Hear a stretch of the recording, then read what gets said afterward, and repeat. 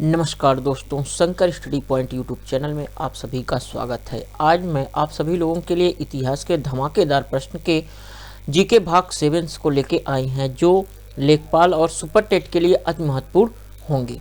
चलिए स्टार्ट करते हैं। ये सभी प्रश्न यूपी ट्रिपल एससी से ही लिए गए हैं। आपके सामने पहला क्वेश्चन है कि बंगाल के किस नवाब ने 20 जून 1756 की रात को 146 अंग्रेज व्यक्तियों को एक छोटी सी कोठरी में बंद कर दिया था। ठीक, तो क्वेश्चन में है कि कौन सा ऐसा नवाब था जो 20 जून 1756 की रात को 146 अंग्रेज व्यक्तियों को एक छोटी कोठरी में बंद कर दिया था। और भी कहाँ का? तो बंगाल के नवाब थे। हमारा ऑप्शन है मीर कासिम, दूसरा है सिराजुद्दौली, तीसरा है अलीवर्दी खां और चौथा है मीर जाफर।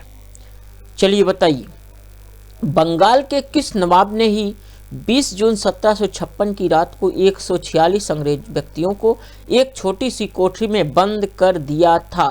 तो हमारा ऑप्शन कौन सा सही होता? ऑप्शन नंबर हमारा दूसरा यहाँ पे सही होता है। किसने बंद किया था?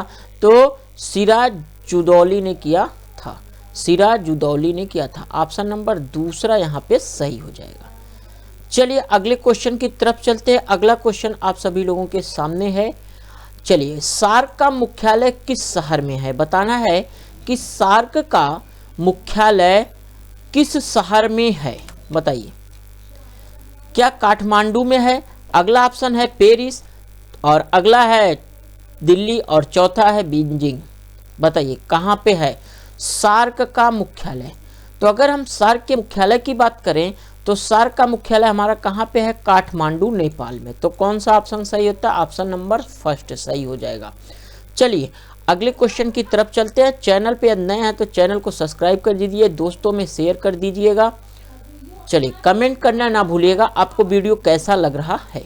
चलिए यहाँ पे लिखा है तराइन का द्वितीय युद्ध पृथ्वीराज चौहान और मोहम्मद गोरी के मध्य कब हुआ था?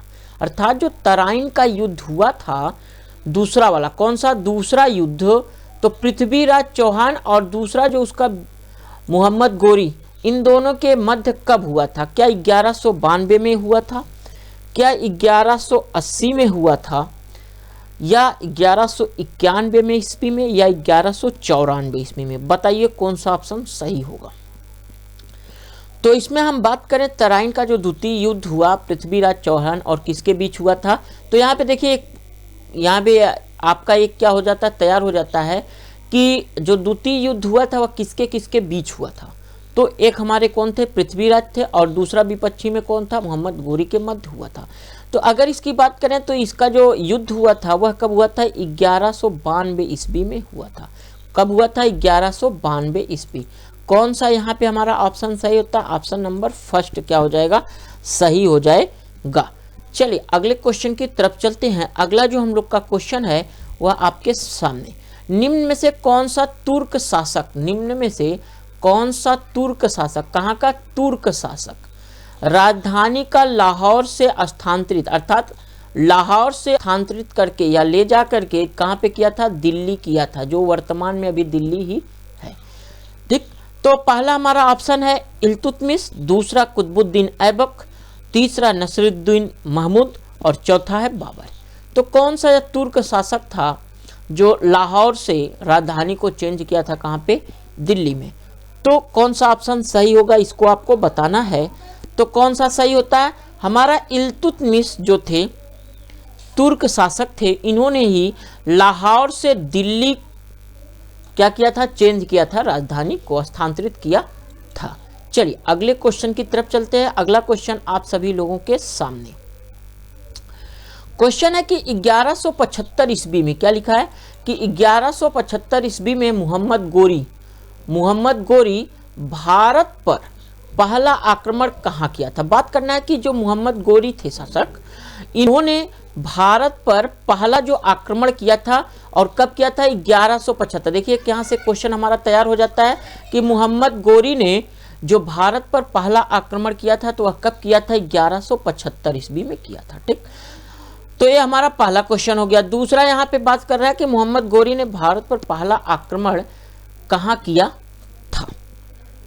क्या दिल्ली पर या मेवाड़ पर या मुल्तान पर या सौराष्ट्र पर?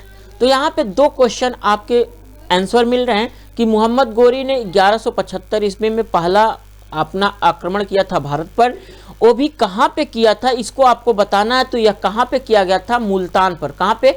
मुल्तान पर किया गया था। यह हमारा तीसरा ऑप्शन क्या हो जाएगा? सही हो जाता है। ठीक, चलिए अगले क्वेश्चन की हम बात करते हैं। अगला क्वेश्चन आप सभी लोगों के सामने है, चलिए देखते हैं अगला क्वेश्चन। महमूद गजनी ने भारत पर पहला आक्रमण कब किया था? अब देखिए बात आ गई किसकी?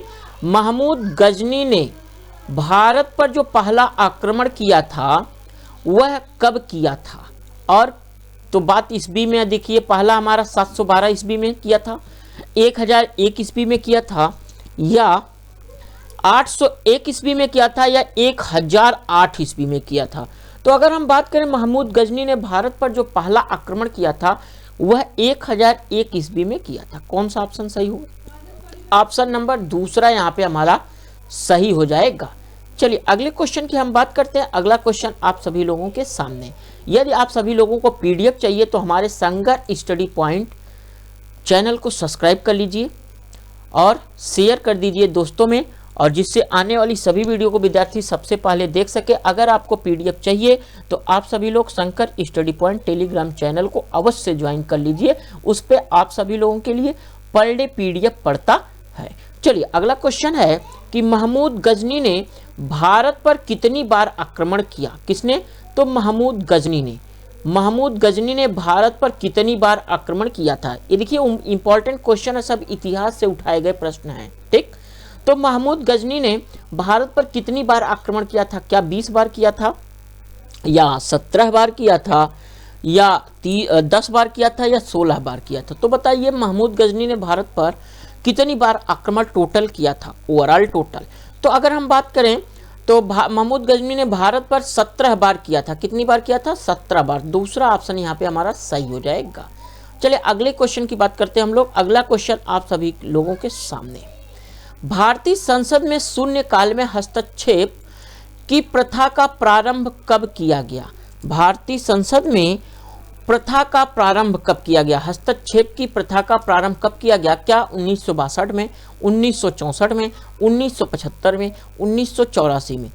बताइए। भारतीय संसद में शून्य काल में हस्तक्षेप, अर्थात जो शून्य काल होता है भारतीय संसद में, उसमें जो हस्तक्षेप की प्रथा थी, बीच में टोका टानी जो करते हैं हम लोग, हस्तक्षेप करते हैं, तो उसका जो प्रथा का आरंभ कब किया गया? तो इसकी अगर हम बात करें तो हस्तक्षेप की प्रथा का प्रारंभ 1962 में किया गया था। कब किया गया था? 1962 में। ऑप्शन नंबर यहाँ पे हमारा पहला क्या हो जाएगा? सही हो जाता है। चलिए अगले क्वेश्चन की हम लोग बात कर लेते हैं। चैनल पे यदि नए हैं तो चैनल को सब्सक्राइब कर लीजिएगा, दोस्तों में शेयर कर दीजिए, जिससे सबकी तैयारी अच्छी हो सके जीके के लिए। चलिए अगले क्वेश्चन की हम बात करें तो अगला क्वेश्चन है, भारत में सबसे पहले किस वंश के शासकों ने सोने के सिक्के जारी किए? अब यहाँ पे अगर बात करें तो भारत में सबसे पहले किस वंश के शासकों ने सोने के सिक्के जारी किए थे? अगर यहाँ पे काल पूछता तो किस काल में था? तो गुप्त काल में किया गया था। किस काल में? तो गुप्त काल में। चलिए अगला क्वेश्चन है, यहाँ पे ये जो क्वेश्चन पूछ रहा है, पहला ऑप्शन है पार्थियान, दूसरा है कुषाण, अगला पहला है यहाँ पे, तीसरा जो ऑप्शन है वह है शक, और चौथा हिंद यवन। चलिए बताइए। तो इसमें भारत में सबसे पहले किस वंश के शासकों ने सोने के सिक्के जारी किए थे? तो हिंद यमन ने किया था। किसने किया था? हिंद यवन ने किया था। किसने? हिंद यवन ने। तो 4 ऑप्शन यहाँ पे हमारा सही हो जाता है। चलिए अगले क्वेश्चन की हम बात करते हैं। अगला जो हम लोग का क्वेश्चन है वह आप सभी लोगों के सामने, सातवाहन वंश का संस्थापक कौन था?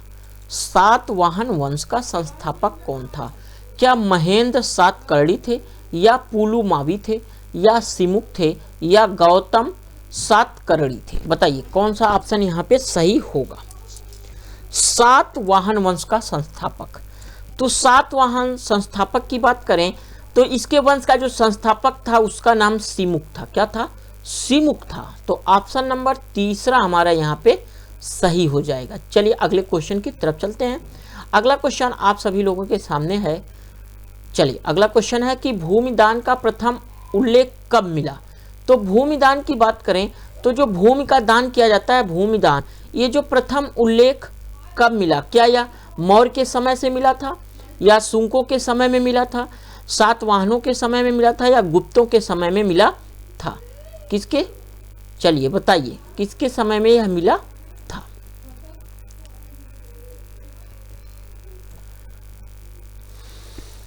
भूमिदान का प्रथम उल्लेख, तो भूमिदान का प्रथम उल्लेख सातवाहनों के समय मिले था। कब मिला था? तो सातवाहनों के समय में मिला था। ऑप्शन नंबर तीसरा यहाँ पे हमारा सही हो जाता है। चलिए अगले क्वेश्चन को हम लोग देख देते हैं। अगला क्वेश्चन आप सभी लोगों के सामने, मौर्यकालीन गुफाओं में सर्वाधिक प्राचीन गुफा निम्न से किस पहाड़ी पर है? जो मौर्यकालीन की गुफाएं थी उसमें सबसे सर्वाधिक प्राचीन गुफा जो है, ठीक, तो क्या नागार्जुन पहाड़ी है, या नीलगिरी पहाड़ी है, बारबर पहाड़ी है, या राजगीर पहाड़ी है? तो बताइए कौन सा इसमें हमारा ऑप्शन सही होता है।